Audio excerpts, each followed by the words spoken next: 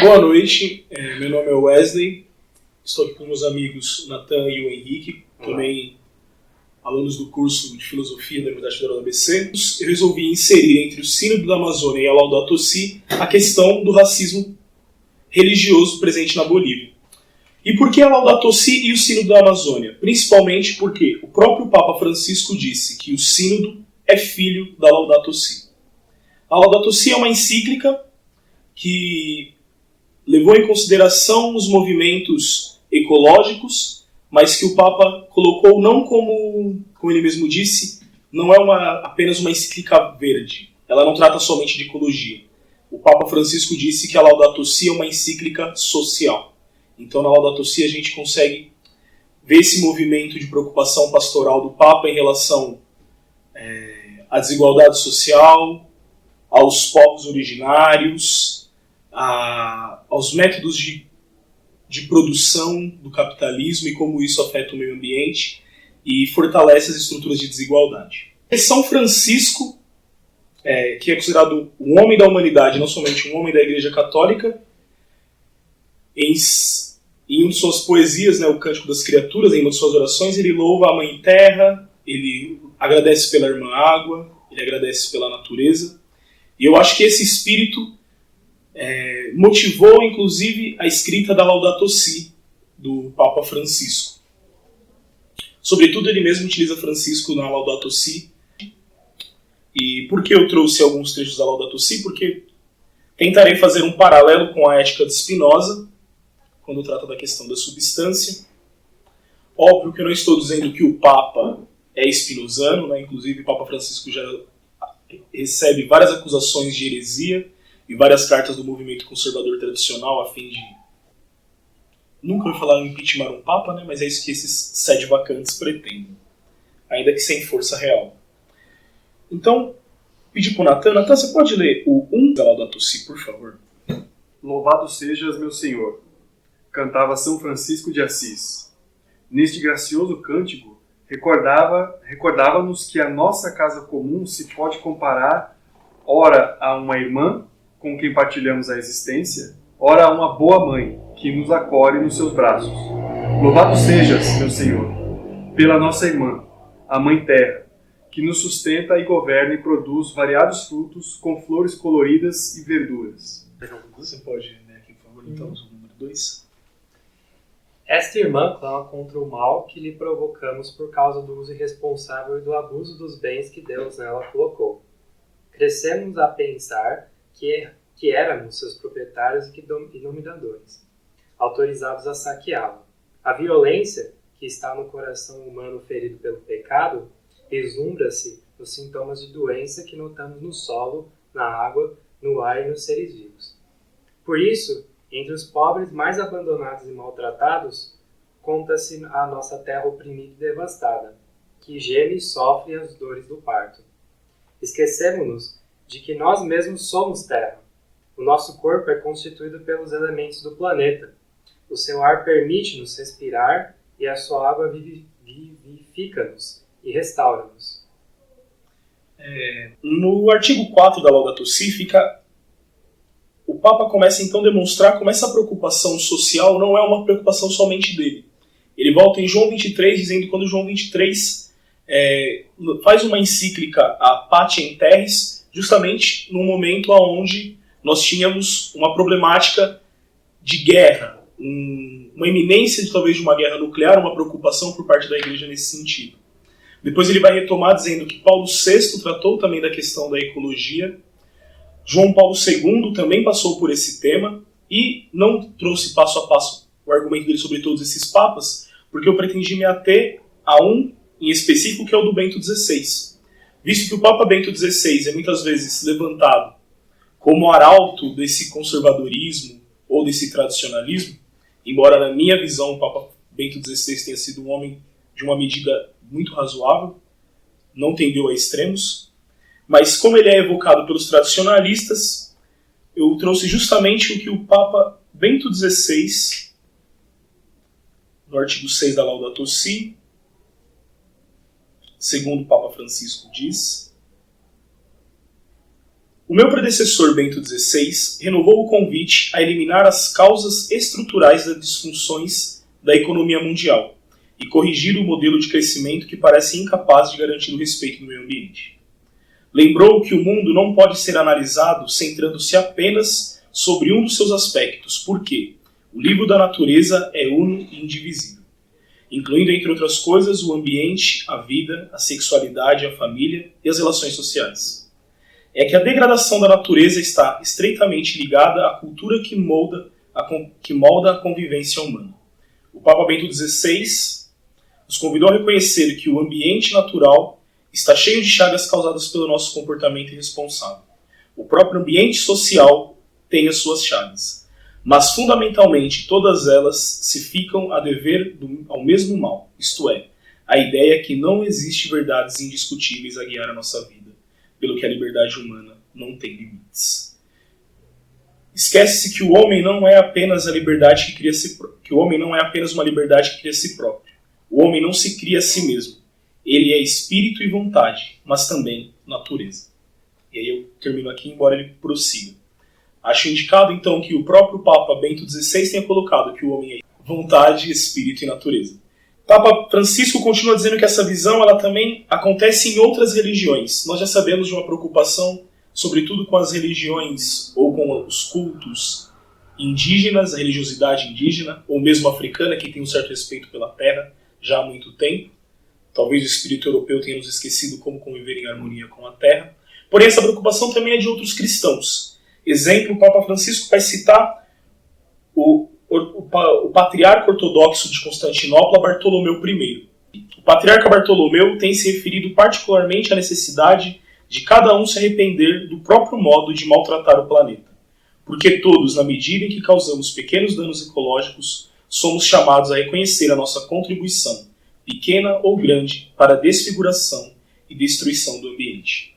Então, a pauta ecológica, mais do que falar que é uma pauta terrorista de esquerda, ela perspassa por toda a sociedade, inclusive entre pessoas das mais diversas religiões. Assim, o Spinoza ele fala basicamente contra uma noção de um Deus milagreiro que está fora da natureza e que a natureza é um sistema mecânico e Deus ele consegue a qualquer momento intervir ali e fazer coisas para mudar completamente aquele sistema. E existem pessoas que estão com Deus, pessoas que não estão com Deus, seres que participam do Espírito de Deus, como seres humanos, seres como os animais que não têm nada a ver com Deus. Então, assim, na concepção de Spinoza, toda a criação, toda a natureza, ela faz parte de Deus. Deus está em tudo. Então, assim, essas concepções políticas que querem colocar a luta pela causa ambiental como uma coisa de esquerdista, ela, na verdade, é uma visão muito particular, né? Tipo, porque as árvores não são parte de Deus. Você pode pôr fogo numa floresta inteira, porque isso não tem nada a ver com Deus. Se você ir na igreja no domingo e depois apoiar que você tenha massacres de indígenas, apoiar que terreiros de outras religiões como Candomblé sendo destruídos, você ainda é um bom cristão porque você foi ali na igreja. Sendo que, na verdade, você está pegando um pedacinho da criação, se agarrando a ele e deixando que o resto seja destruído. Se a gente lê o Gênesis com atenção, a gente vai perceber que Deus convida o homem, ou o ser humano, a cuidar do meio ambiente. Né? Ele chama o ser humano, convida ele, olha, vamos nomear isso, vamos fazer aquilo. Ou seja, a intervenção, na verdade, é nossa. E é uma intervenção e um convite a ser livre e cuidar. Essa ideia de liberdade cristã é uma ideia de liberdade ligada a um conceito de responsabilidade, né? Não é liberdade para você fazer o que você quiser. É liberdade para você considerar as coisas e encontrar o melhor caminho para fazer o bem. No final da Laudato Si é onde também o Papa Francisco vai estar colocando como a relação da Trindade se expressa através da relação também com a criação, logo com a relação com a natureza e o ambiente. E aí, para mim, é ali que eu puxo então o Spinoza, sobretudo porque, na Ética, ao modo dos geômetras, a primeira parte, o Spinoza vai estar tratando dos atributos de Deus, do que é Deus, por meio de axiomas e de proposições. Se a gente fosse ler a Ética, talvez ficaria um pouco cansativo, então eu vou só dar o indício de qual parágrafo da Ética se encontra a citação. Mas, principalmente, a substância sempre foi uma questão filosófica que nós não daríamos conta de falar nesse vídeo. Mas o que vai ficar talvez seja, A substância permanece idêntica a si sob a multiplicidade dos acidentes ou das mudanças. A substância é a essência. E aí o Papa Francisco coloca: Deus é trino. O reflexo da Trindade pode-se reconhecer na natureza. Quando esse livro não era obscuro para o homem, nem a vista do homem se tinha enturvado.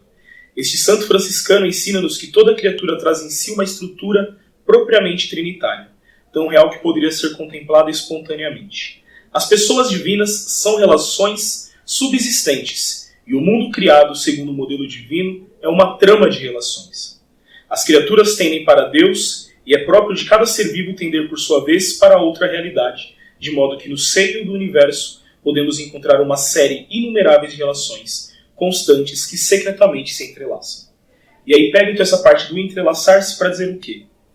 Deus para Spinoza é o único motivo da existência e de todas as coisas. Deus é a substância única que nenhuma outra realidade existe fora de Deus. Ele é fonte única e dele surgem todos os outros elementos. Quando a gente pega as primeiras proposições da ética, pelo menos da 1 até a 8, a gente vai ver o Spinoza, as proposições da ética, colocando o pensamento é um atributo de Deus, ou seja, Deus é uma coisa pensante. A extensão é um atributo de Deus, ou seja, Deus é uma coisa extensa.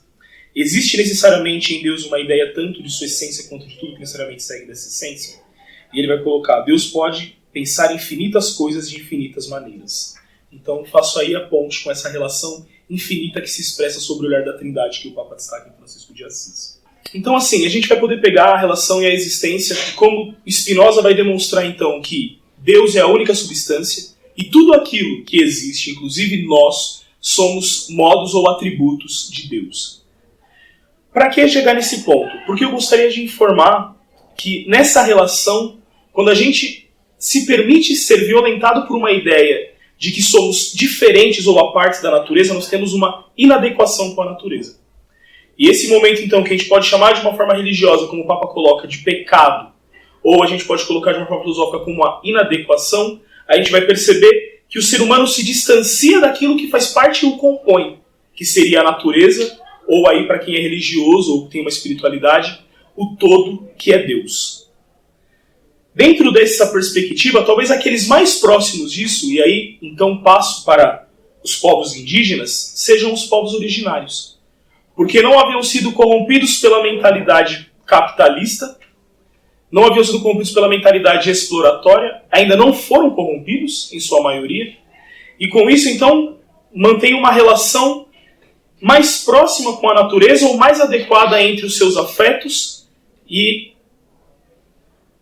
aquilo que Deus aponta como as qualidades para as suas criaturas. Inclusive, aqui então destaco, sabendo nós que a Amazônia pertence não somente ao Brasil, mas a diversos outros países da América do Sul, pensamos hoje, então, no nosso caso, a Bolívia. Como eu comentei no início, o Papa Francisco recebeu uma carta sendo acusado de herético. Por quê? Porque no sínodo da Amazônia, ele permitiu que se levasse uma estátua da Pachamama. E logo, os conservadores agora estão falando que ele é um herético, que ele colocou imagem profana e idólatra dentro do Vaticano, que ele fez orações diante... Porém, se a gente pensa na natureza como essa trama relacional, e se a gente pensa em Spinoza como se a existência, então, todas fossem atributos da mesma substância, logo, o que seria a Pachamama, se não também uma expressão com outro nome dos povos originários da Bolívia? Pachamama aqui do Quichua. Significa universo, mundo, tempo, lugar. E mama, mãe. E todos devem saber ou perceber pelo menos o tweet de 2015, se não estou enganado, da que agora assumiu a presidência da Bolívia, dizendo que queria uma Bolívia livre dos rituais indígenas e satânicos, fazendo uma relação direta entre uma cultura original indígena e um pensamento europeu cristianizado de demônio, para tratar da ideia do mal, que não existe dentro dessas culturas. Exatamente. Então uma relação forçada, mas sobretudo que se alimenta no medo. Entre outros, quando o golpe foi dado na Bolívia, e aqui eu não estou para discutir política ou sobre as condições do Evo Morales, não é esse o interesse do vídeo, mas mostrar que existe uma ação de necropolítica, epistemicida e genocida para com o povo indígena a partir desse momento, na extrema-direita. E levando em consideração também que quando se entrar no palácio, depois do golpe terem deposto o Evo Morales ou ele ter renunciado, como preferirem, disseram: agora a Pachamama não tem mais lugar dentro do palácio. Agora a Bolívia é de Cristo. Né? Essa é uma relação, então, que mostra uma ruptura com aquilo que é essencial. Porque o que irrita a burguesia branca boliviana, que não representa nem um terço da população boliviana? Obviamente representa uma exploração da terra que não seria aceita pelos povos originários andinos. Sobre essa questão do Papa ter sido chamado de herege por ter levado uma imagem divina, né, para o Vaticano, você vê que esse cristianismo dessas lideranças que usam esse medo para manipular a população é um cristianismo supersticioso, né? Que a gente está falando aqui de um texto filosófico que o Papa escreveu, que bate até com um racionalista como Spinoza. Sim. Que é um cristianismo que tem muito cuidado com seus conceitos, com a compreensão da natureza. E, enquanto isso, porque se a gente pensar o que é uma imagem, né, dentro do próprio cristianismo você não adora o São João, você não adora a Nossa Senhora, você não adora vários deuses, só tem um Deus. Essas imagens são santos, são figuras históricas que fizeram coisas importantes e você deve tomar o exemplo moral dessas figuras. Mas, e da mesma forma, uma imagem de outra cultura pode remeter à mesma ideia que uma imagem do cristianismo tem. Então a imagem da Pachamama de um universo, de uma harmonia, etc., ela pode bater com imagens do cristianismo perfeitamente, porque o que importa é o sentido da imagem, não o santo, né? Mas essas lideranças, né, que geralmente são de um intelecto muito superficial, que não tem um cristianismo filosófico, elas colocam medo na população, falam que essas imagens são satanistas e, através disso, elas inserem objetivos políticos dentro do cristianismo e justificam um golpe de Estado na Bolívia. Inclusive, falando desse uso político e ideológico, recomendaria um texto da Marilena que chama O Retorno do Tratado Teológico Político. E nesse tratado ela vai justamente mostrar como essas relações teocráticas, sobretudo as religiões abraâmicas, das religiões monoteístas, tendem ao domínio dos afetos através do medo. E de como essas teocracias, então, elas se posicionam através do medo. Com certeza é isso que motiva e impulsiona pessoas a apoiarem o golpe da Bolívia. O falta de conhecimento, desconhece-se uma cultura, desconhece-se uma realidade, o medo, que é o que mais cala a racionalidade, então parte para essa ideia irracional, que legitima golpes extremamente violentos, como a gente está acompanhando, como humilhar uma prefeita, cortando-lhe o cabelo, pintando de tinta e forçando ela a andar, incendiar casas e bibliotecas. Tudo isso se manifesta através de uma leitura do medo. Então é isso que ela vai trazer. Então a gente consegue mostrar e ver esse entrelaçar entre política e teologia de forma de manutenção do medo para impor sobre os outros aquela condição. Que Spinoza fala em contrato nenhum dá conta de calar as potências. Então provavelmente onde há potência, há revolução. Demais queria agradecer o Mauro Lopes pelo espaço que nos deu em seu canal, os meus amigos que aqui dividiram a mesa, o Henrique e o Natan, a professora Fernanda Carlos Borges e a todos que assistem. Muito obrigado e tenham um ótimo dia.